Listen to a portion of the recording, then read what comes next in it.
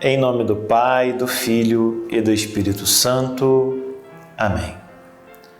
Inspirai, Senhor, nossas palavras e ações, para que em vós comece e termine tudo aquilo que nós realizarmos. Começamos hoje o nosso curso de Cristologia, que é o estudo sobre a figura e a mensagem de Jesus. Dividido em 3 módulos, este nosso estudo pretende de alguma forma aprofundar aquele que para nós é o núcleo central da nossa experiência de fé. A revelação que Deus faz de si mesmo e seu amor através do seu Filho feito um de nós pelo mistério da encarnação. Nesse primeiro módulo, trataremos de aprofundar a pesquisa moderna sobre Jesus, consistindo num estudo de caráter introdutório. Nós pretendemos fazer uma breve verificação das tendências recentes da pesquisa teológica sobre Jesus. A sua tentativa por situar o início da Cristologia apenas no ambiente das comunidades cristãs pós-pascais e a sua iniciativa de afirmar uma descontinuidade entre a pregação de Jesus em seu ministério público e a pregação sobre Jesus no querigma apostólico. Antes disso, no entanto, façamos algumas considerações de caráter introdutório sobre a disciplina cristológica. Vamos delimitar o conteúdo e as principais características. Vejam, nós podemos definir a cristologia, em linhas gerais, como a parte da teologia que considera a segunda pessoa da Santíssima Trindade, seja na dimensão da sua imanência, isso é, no interior do mistério intratrinitário, seja enquanto sua missão de redentor, ou seja, de salvador da humanidade. Desse modo, enquanto disciplina teológica, a cristologia procura se debruçar sobre o coração do cristianismo, na medida em que tem, no mistério de Jesus de Nazaré, momento culminante da revelação divina, como ensina a Constituição Dogmática Dei Verbum do Concílio Vaticano II, o fundamento da sua reflexão. E a Dei Verbum diz o seguinte: Ele, ao qual quem vê, vê também o Pai, pela total presença e manifestação de si mesmo, por palavras e obras, sinais e milagres, e especialmente por sua morte e gloriosa ressurreição dentre os mortos, enviado finalmente o Espírito de verdade, aperfeiçoa e completa a revelação e a confirma com o testemunho divino de que Deus está conosco para libertar-nos das trevas do pecado e da morte e para ressuscitar-nos para a vida eterna. Isso a gente encontra lá na Dei Verbum número 4. Aliás, é sob a ótica de Cristo que toda a teologia deve se orientar e ser lida.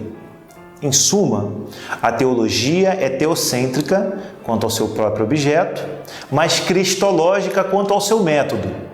Ela pode ser abordada segundo 2 métodos principais: a cristologia ascendente, ou também chamada de baixo para cima, da exaltação, e a cristologia descendente, ou também chamada do alto, de cima para baixo, da encarnação.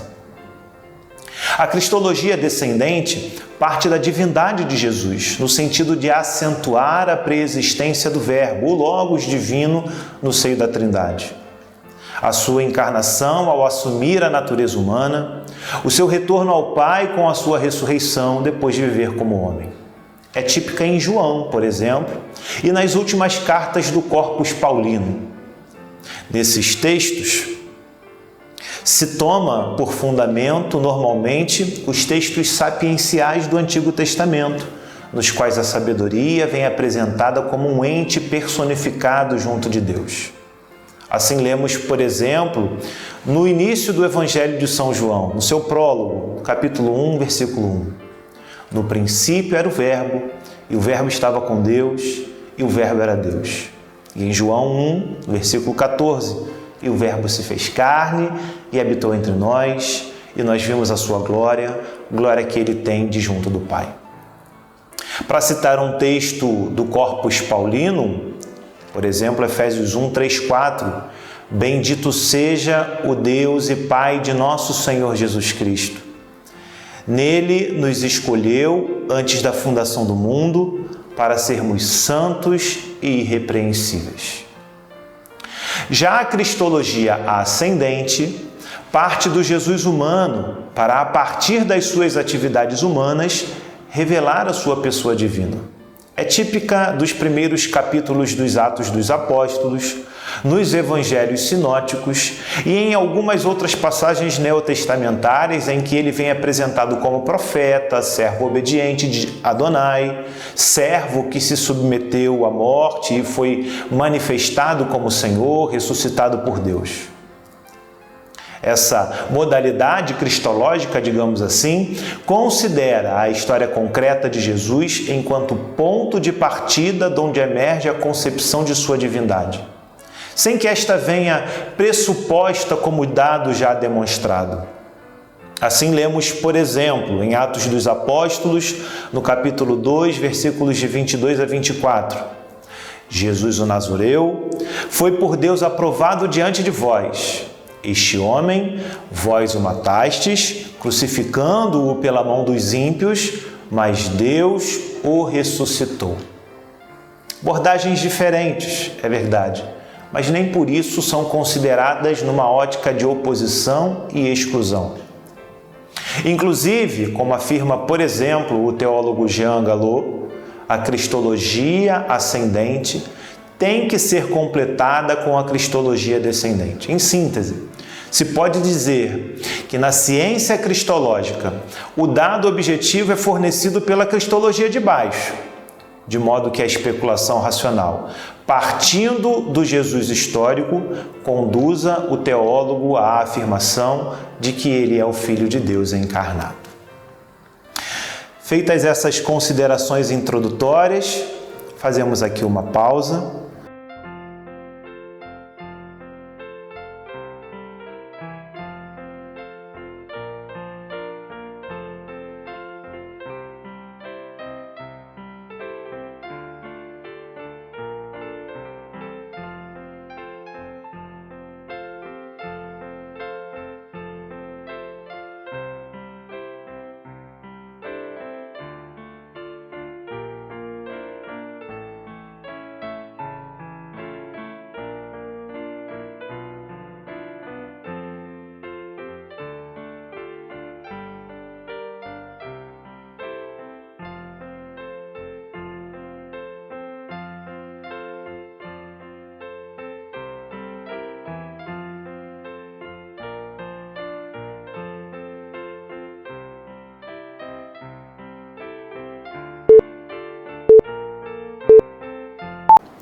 Se pudéssemos estabelecer um tema principal do estudo que agora iremos abordar, nós diríamos que poderíamos nomeá-lo como algo sobre a origem e o itinerário da pesquisa sobre o Jesus histórico.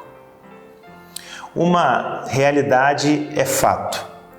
Jesus de Nazaré exerce extraordinário fascínio sobre a consciência cultural do Ocidente.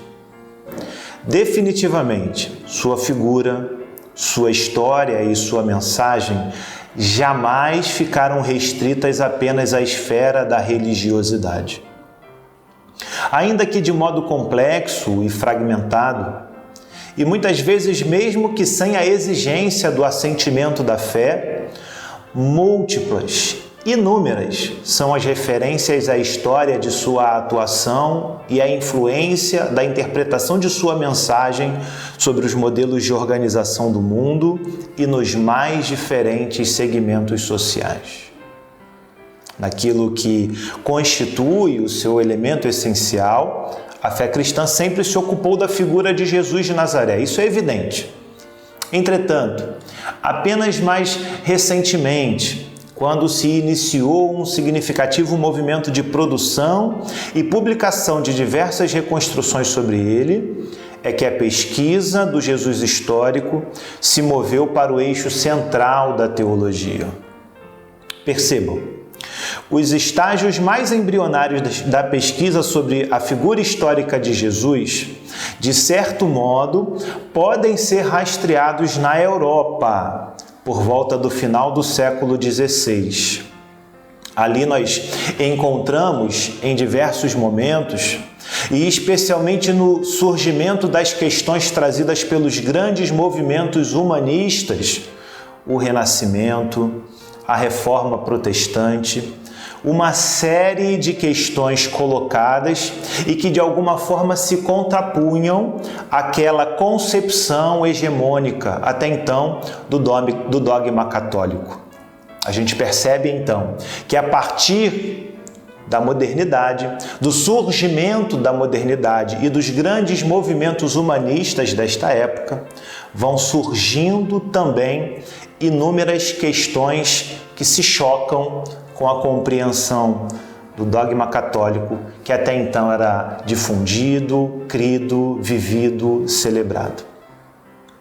E embora muito comumente as etapas do desenvolvimento de tal pesquisa sejam divididas em 3 grandes partes, sendo seu início demarcado apenas a partir da metade do século XVIII, como dizia, é possível identificar as suas primeiras perguntas relacionadas com os grandes movimentos que a humanidade produziu a partir da modernidade. Ali, aliás, a gente vê surgir a emergência de narrativas sobre a figura de Jesus que até então não estavam presentes no discurso, na profissão de fé que o catolicismo especialmente produziu. Mas vejam, nessa discussão sobre o surgimento e a organização do itinerário da pesquisa sobre o Jesus histórico, parou? Dá uma pausa aí então, peraí. Vamos lá. Mas vejam só, nessa discussão sobre o surgimento e a organização do itinerário da pesquisa sobre o Jesus histórico, os autores que se debruçam sobre o tema divergem. Nós temos, por um lado, o que nós poderíamos chamar de um esquema trifásico, que divide a pesquisa em Old Quest, que iria de 1748 até 1906, New Quest, que iria de 1953 até por volta de 1980, e a Third Quest, que iria de 1980 até os dias atuais, na qual podemos encontrar entre muitos adeptos autores como José Antônio Pagola, John Mayer, Giuseppe Segala e Giuseppe Barbalho.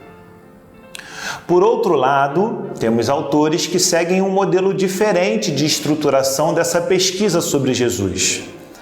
Gerd Theissen e Annette Mess, por exemplo, apontam que existem 5 fases da pesquisa sobre Jesus. Outro autor, Rochus Zourmond, indica a possibilidade de serem encontradas pelo menos 6 diferentes imagens sobre Jesus no desenvolvimento da questão.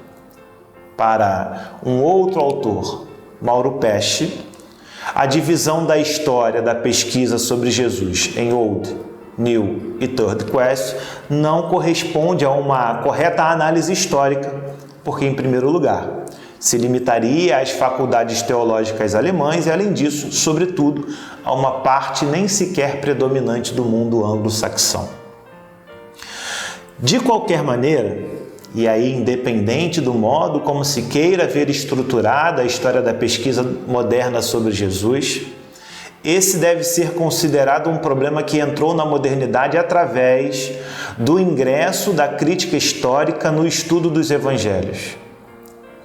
E mais que isso, porque nesse aspecto as pesquisas sobre esse tema seguem em pleno desenvolvimento até os dias atuais, num contexto de crescente aprofundamento sobre questões como a sua autêntica identidade e a genuína natureza daquilo que ele entendia como sendo a sua missão. Fato é que no percurso de tal pesquisa, muitas foram as imagens de Jesus que vieram à tona. E para nós, uma parte significativa delas é fruto da emergência de 2 grandes convicções tipicamente modernas. A primeira refere-se a uma percepção cada vez mais frequente sobre a continuidade entre Jesus e o judaísmo de seu tempo, isso é, o tema da judaicidade de Jesus. E aí, nesse sentido, em não poucos ambientes se tornou usual afirmar que Jesus era um judeu que não tinha a intenção de fundar uma religião, por exemplo. A segunda questão por nós apontada, que aparece no lastro da anterior, diz respeito àquela cisão entre o Jesus histórico e o Cristo da fé, cuja expressão mais significativa aparece na cisão, cada vez mais profunda, operada entre o Jesus da história e o dogma sobre ele. Nesse sentido, a gente tem como oportuna ainda a consideração sobre aquelas que são as tendências recentes na cristologia. A partir destas duas questões, destes dois posicionamentos, destes dois aspectos agora apontados, nós conseguimos identificar que a investigação histórica na modernidade sobre Jesus, ela tem sido feita não raramente a partir de traços antidogmáticos. Bastaria aqui uma breve apresentação de algumas tentativas de aproximação à figura histórica de Jesus para verificarmos que o contexto da pesquisa possibilitou grande diversidade de opiniões quanto aos aspectos tidos em elevada conta em cada nova etapa. Também podemos dizer que são muitos e que, inclusive, a depender da perspectiva considerada por esse ou aquele autor, as ideias produzidas tornaram-se relativamente contrastantes entre si. Às vezes Jesus aparece como um mero judeu, como um judeu camponês do Mediterrâneo do primeiro século. Noutras vezes ele aparece como um político revolucionário que opunha a sua mensagem do reino de Deus ao reino de César. Efetivamente, o que se percebe em geral é um contínuo deslocamento do acento dado à interpretação sobre a figura histórica de Jesus no pensamento dos diferentes autores. Vejam algumas destas manifestações, por exemplo. Jesus foi um profeta escatológico propenso à reunificação das 12 tribos de Israel, diz Sanders. Um carismático de grande fascínio, capaz de gestos taumatúrgicos, Vermet. Um mestre da vida subversivo ou um guru revolucionário, Borg. Um camponês hebreu, mediterrâneo, de tendência cínica, John Crossan. Um filósofo cínico, Mac Downing. Um revolucionário social pacífico, Hoseley e Tyson. Um judeu que exaltou a lei mosaica, radicalizando suas exigências, em particular o mandamento do amor ao próximo, Flusser. Um fariseu de tendência iletita, Falk. Um judeu marginal, John Mayer. Um rabino, Chilton. Smith, que o representa nas vestes de um mago que recorria a artes secretas para curar doentes e libertar endemoniados. Muitas interpretações sobre uma mesma figura, que no mais das vezes dão-nos a impressão que, longe de se traduzirem numa real tentativa de aproximação histórica, representam a expressão daquilo que pensam os autores que elas desenvolveram.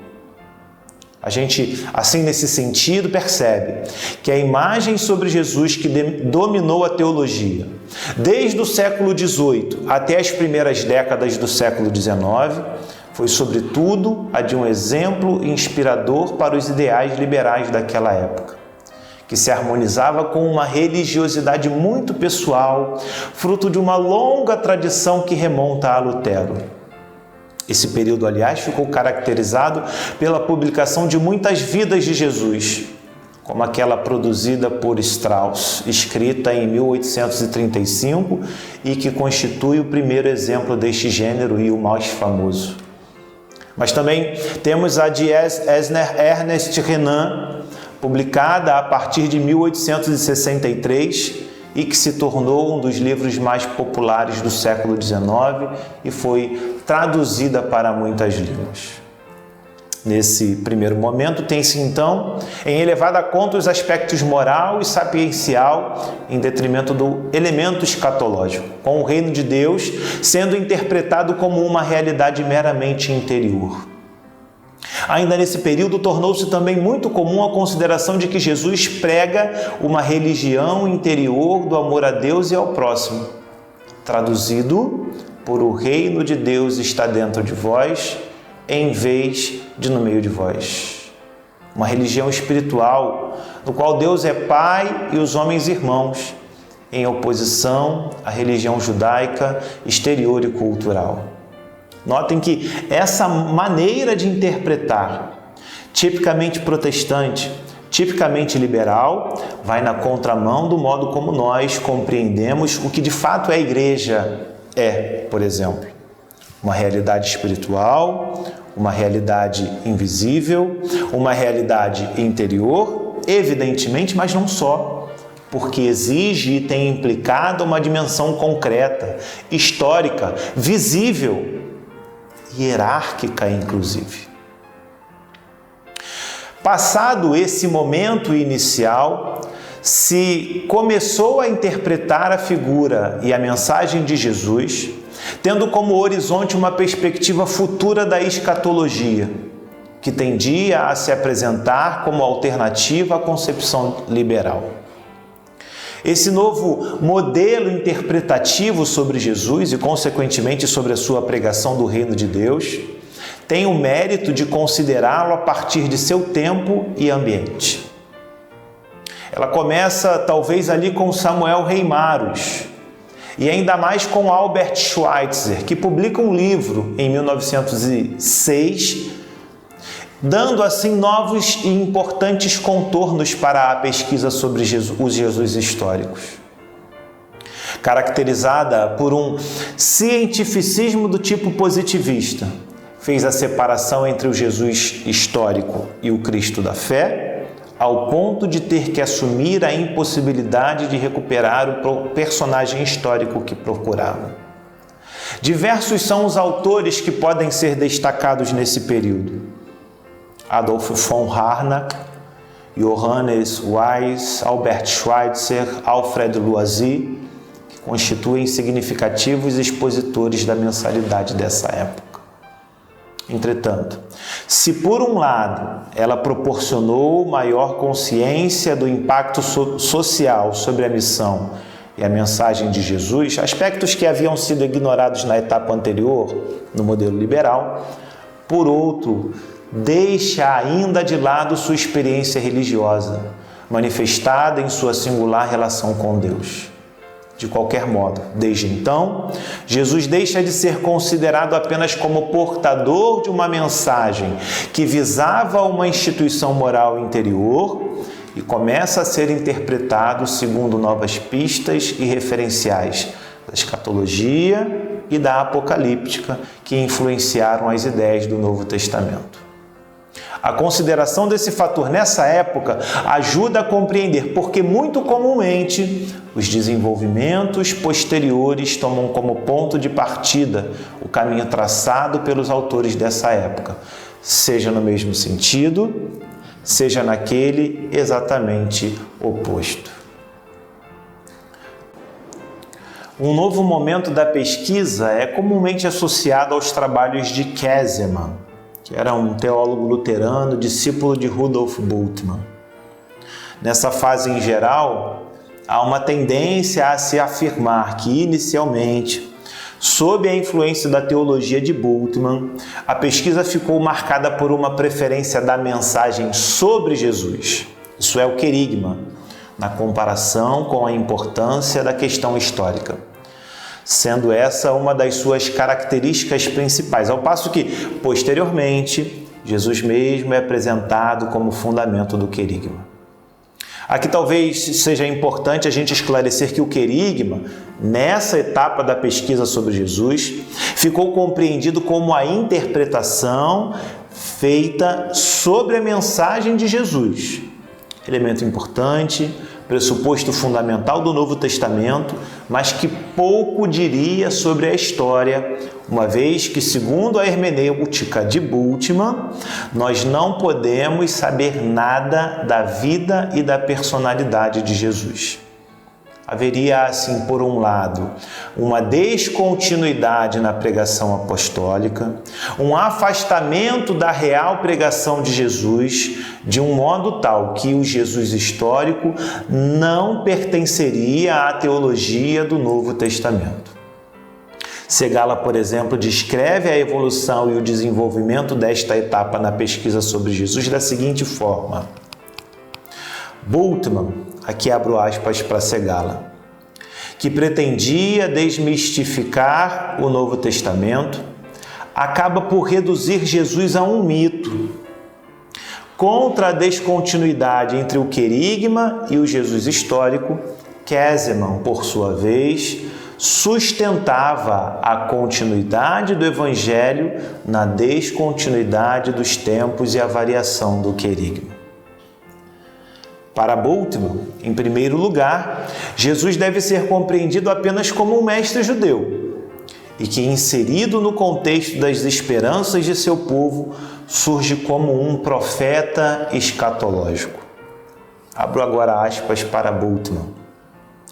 Jesus se encontra no contexto histórico da expectativa judaica do fim e do futuro. E está claro que o que a determina não é a imagem da esperança nacionalista. Pelo contrário, a pregação de Jesus está ligada à esperança de outros círculos, testemunhada sobretudo pela literatura apocalíptica. Uma esperança que não espera a salvação de uma maravilhosa mudança das condições históricas, políticas e sociais, e sim de uma catástrofe cósmica que põe termo a todas as condições do atual curso do mundo, que não consistirá em bem-estar e glória nacionalistas, e sim numa maravilhosa vida paradisíaca. É no contexto dessas expectativas que se situa a pregação de Jesus. Assim, se por um lado, Rudolf Bultmann interpreta a pessoa de Jesus e sua mensagem como evidências da chegada do reino de Deus à humanidade, por outro, para ele, não é possível afirmar que existam nestas mensagens, ou melhor, nessa mensagem sobre o reino de Deus, quaisquer mínimos vestígios que possam vinculá-lo à esfera da divindade. Pois o Jesus histórico dos sinóticos, na opinião de Bultmann, não conclama, como o Jesus joanino, ao reconhecimento da sua pessoa, à fé em sua pessoa. Ele não se proclama, por exemplo, como Messias, isto é, como Rei do tempo salvífico. Na verdade, segundo o entendimento de Bultmann, essa proclamação que Jesus faz sobre a soberania da vontade de Deus aparece como grande protesto. Nela se renovaria aquele protesto dos grandes profetas do Antigo Testamento quanto às determinações culticas e rituais, de modo que ao lado da ética ficaria exposta apenas a relação puramente religiosa com Deus, no qual o ser humano se encontra somente como aquele que pede e recebe, como quem espera e confia. Nisso consistiria, em resumo, para Bultmann, a mensagem de Jesus sobre o reino de Deus. Notem o perigo dessa forma de pensar a mensagem e a figura de Jesus. Notem quão catastrófica para todo o arcabouço dogmático da fé cristã construído ao longo da história é essa maneira de pensar. Notem o quão perigoso tem sido e como esse modo de pensar ainda encontra-se presente em muitos ambientes, católicos ou não, considerar Jesus apenas como um homem especial, um profeta que anunciava a vontade de Deus. Mas a pesquisa não para por aí.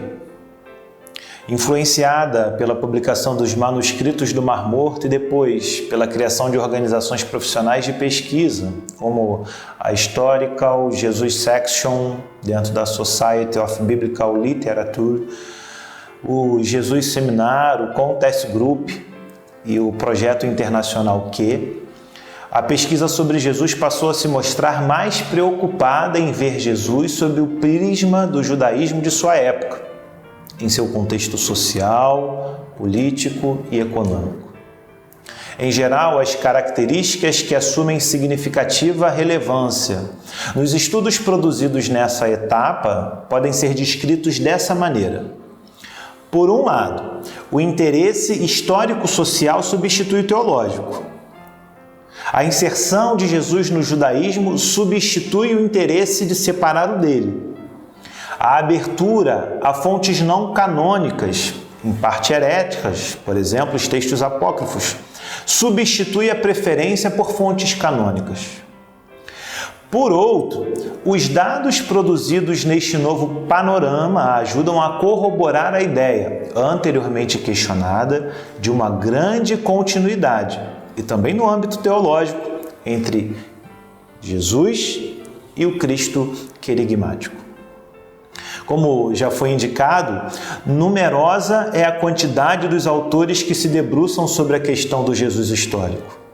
Nesse sentido, muitos foram os significados e interpretações sobre a figura e a mensagem de Jesus que as diferentes etapas de busca pelo Jesus histórico produziram.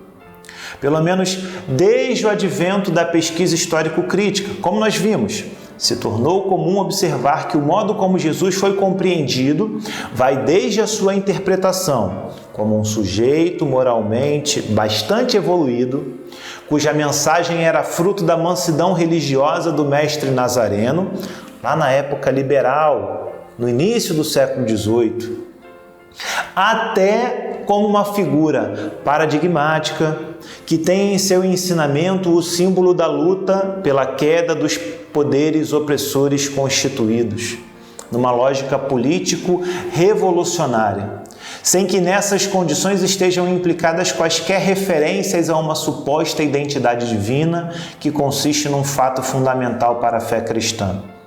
Nesse aspecto, nós vemos, por exemplo, especialmente esse tipo de argumentação surgir em muitos ambientes ligados à teologia da libertação, que interpretam Jesus apenas a partir dos dados que a história pode comprovar, na medida em que vai colocá-lo como um judeu, camponês, avesso às cidades, preocupado em anunciar o reino de Deus na contramão do que o Império Romano impunha enquanto subordinação ao povo palestino, especialmente da Judéia, no primeiro século.